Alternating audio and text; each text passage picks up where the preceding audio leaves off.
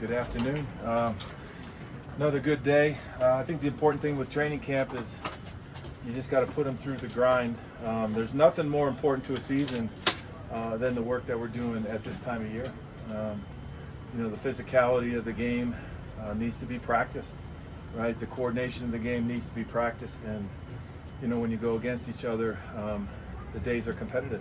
And I thought, I think both sides of the ball are doing good things. We're being smart about how we practice, because we gotta, you gotta always negotiate the ground, which means stay off the ground. Anytime a player's on the ground in practice, that's a bad thing. Injuries could happen, along with the fact that that's not where you want to be to play football, right? Unless it's a tackle or something. But good competitive stuff. We got a lot of new players out there, a lot of new faces, but I think they're all handling it well. Adam, you want to So start? I'll ask you a question. Yeah, just let's start with the quarterback competition. How are you kind of structuring that? Are you charting things daily? How do you plan to kind of compare them throughout camp? Yeah, so I call it quarterback development. I think we'll develop, a plan, who plays and when, once we get to the game. But right now, as we go through the installations, we demand that they all learn everything that we're doing. And I see good progress each day. The way this thing works is, especially the first 8 days, you have really 8 installations. So as you can imagine, in the meeting room setting or the academic setting, you teach them something, they go out and practice it. All right, then the next day we teach them something new, and then they got to go back and review, because now the 2 installs apply to that practice, and then 3 and so on. So it's a process. They're both very, very smart guys. Juju obviously is much younger, so this process is, a little bit foreign to him. But Kaden has got a lot of experience and he's used to it, and I think they're both doing extremely well. Go ahead. Coach, back in the old days with NAL and transfer portals, the best players played. You saw in the field and they'd play. Do you have to factor in the ancillary things now associated with college football when deciding who plays and how much playing time and all that stuff? That's a question for somebody other than me. So, you have the business side of it, and then you have the teaching, gym teacher side of it, and that's where I'm on. I think we as coaches owe it to our fans, we owe it to our team, we owe it to everybody out there to play the very best players. Now, in reality, just in terms of the quarterback, both guys could be our very best players, right? And so then we work something out.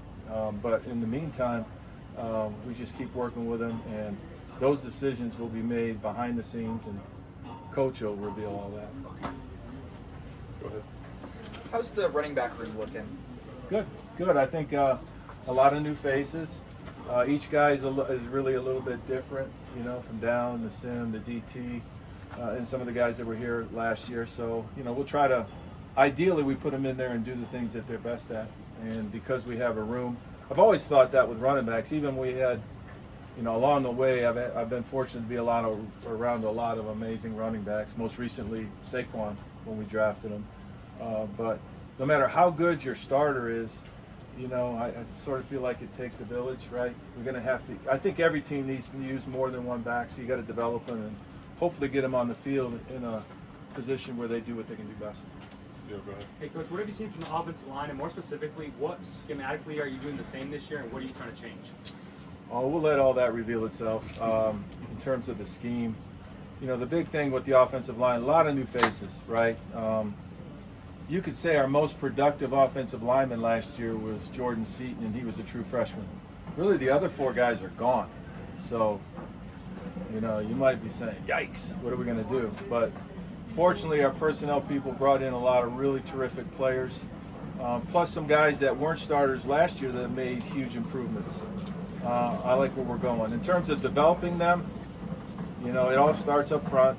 That really is not cliche. That's really the way it works. And no matter how many tight ends we put in the core or how many wideouts, we need physicality, right? We need physicality and buy-in and play hard together from all 5 of those guys. And we feel like, I've always felt like, and in our case, better Buffaloes make better players. And I feel like we've brought in some guys that I feel like are better people and better players, and they're quickly starting to gel. I give credit I want to give credit all along here to our staff. I think we have a really good staff.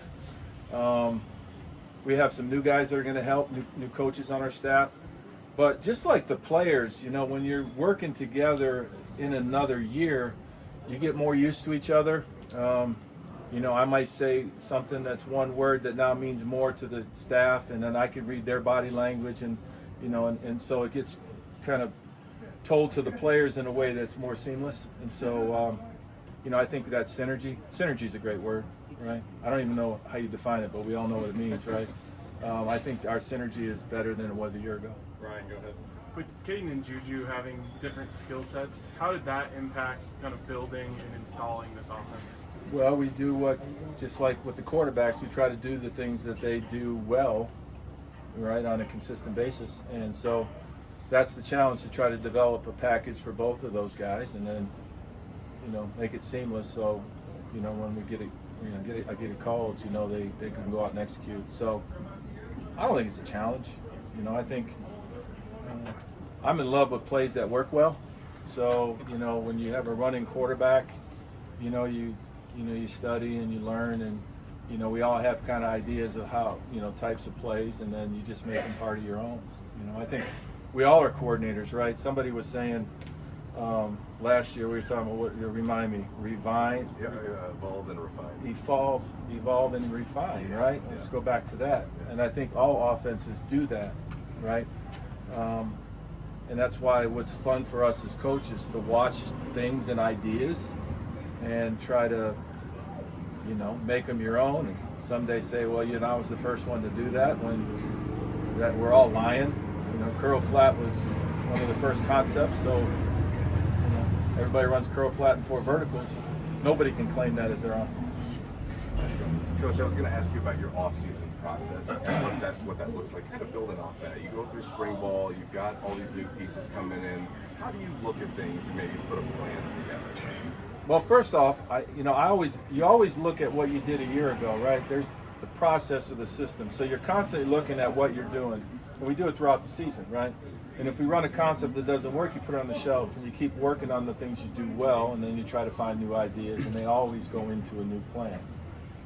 In the off season, and this is one of the only things I like about the off season, I can sit in my office and watch every 4th and 1, right, with a cup of coffee, and jot down the ideas that work, and do it, and I can watch it, you know, from the NFL, from college ball and whatnot. I can always watch every 3rd down, all the 2-point plays, and so you just start looking at things, and then trends start to develop, and you just build a foundation in your brain, and then you look at your team and you say, okay, that's a really good play, but that doesn't fit our style or our roster, and so then you do something else. And so you just study it, and then you write them down and do an installation, and then teach them and practice them. Jake, sorry. I was going to say, coming off of that, how do you put a playbook together? Just like that. Then I got really sharp people that know how to draw all this stuff up, and then they do it. And, you know, we get pictures, we put them in the book, and shine them up on the wall, and everybody learns it, and you go off. Jake, go ahead. Coach, what have you seen from Omari Miller so far, and how has he grown over the last year since that injury against K-State? Yeah, no, the injury set him back a year ago. I mean, we had really, really high hopes for him a year ago. He's a dynamic, explosive player, and it showed up, right? I mean, he showed up in his first game against USC, where he burst on the scene. Became a household name after going the distance twice, you know, which is great. But, you know, he's grown up, I think. I mean, he's a really, really dynamic player. I mean, he's got a super bright future. But just like all of these guys, you know, and that's why these are young men to begin with. My gosh. I mean, Juju's 17, right? 17 years old. I think back to when I was 17. I would have had no chance to play in a college game. Same with, you know, Omari, right? Yeah, he was young. And so, and this isn't an easy process that we put them through to develop, to get themselves ready to play. And he's handled it great. I mean, I see a totally different man in Omari now than I saw 2 years ago when I got here. And I think that's going to help him. Go ahead, Neely. General, What's going on, Doctor? your head coach throughout the spring, even at Big 12 Media Day, and yourself, frankly, have made no secret that we got to run the ball. You've now had an offseason with Marshall Faulk in your room. What has that process been like, and what has he brought to the table for you? Yeah, I mean, Marshall obviously is, I mean, one of the smartest players to play the game. He had great, impact as a player, and he's had, he lends really good perspective to the running back room. And with regard to running the ball, it starts with, the running backs got to do a good job running their pass, which, we'll develop some different types of runs, but the guys up front got to block as well. So it's all coordinated. And then we got to take care of the shenanigans on the edges so that when there's too many of in there, we take advantage of the speed and the space that the defense might provide. But it's all coordinated. When you have really experienced, outstanding coaches, you have players that are eager to learn, right? And I feel like we're going to do some smart things. It'll all come together. We keep talking about running the ball, and I think it's extremely important. Because when you because really any play you call, you want to make yards.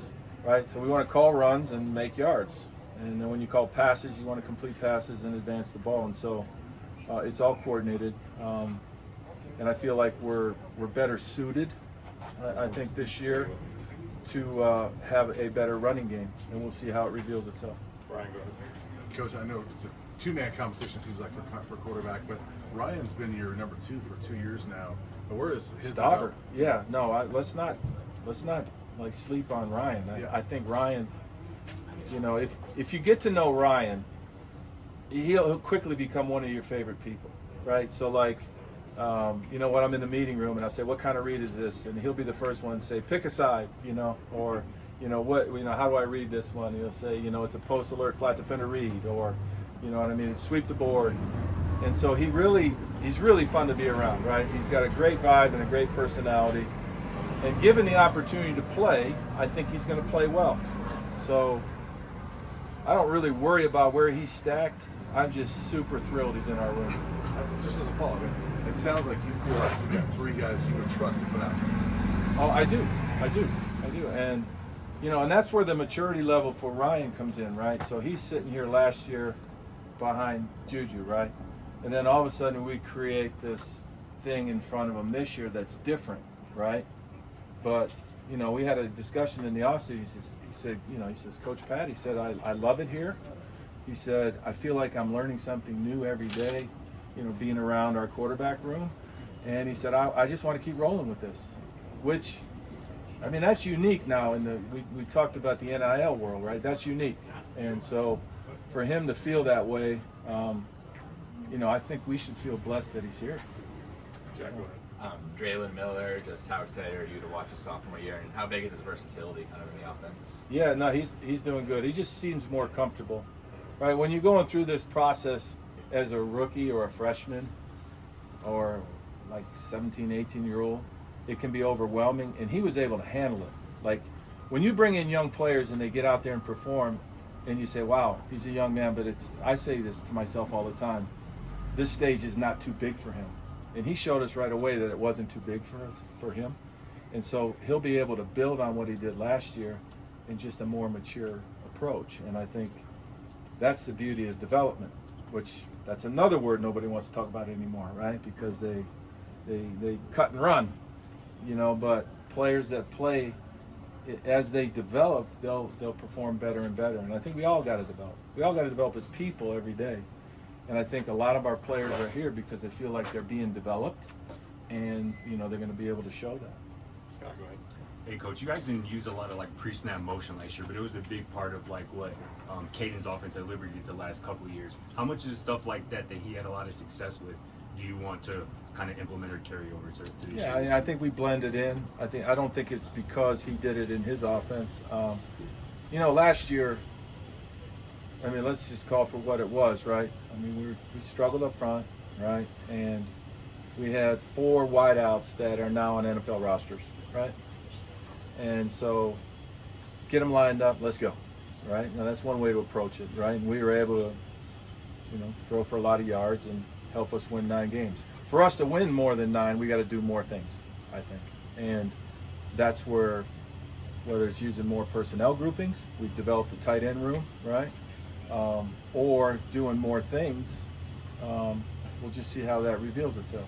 I guess it's just a follow-up to the tight end room, like Zach Atkins and even some guys like Charlie Williams. What have you seen from the development of that position? Yeah, they've done a good job developing. I think Brett does a great job with them. You know, and I think just like, you know, receiver coaches do a great job, you know, with their guys and the O-line coach, you know, but you see their development, right? And then every day we involve them, you know, in the plan out here. Every practice is like a new game plan that builds on itself. And so, like they're showing up and they're doing what they're supposed to do. Everybody on offense got a block, unless you're the quarterback. And if you're a skilled player and fortunate enough for us to throw you the ball, you got to catch it and run with it. And I think those guys are doing a good job. All right, thanks, Coach. Appreciate it. Thank you. Thank you, Coach.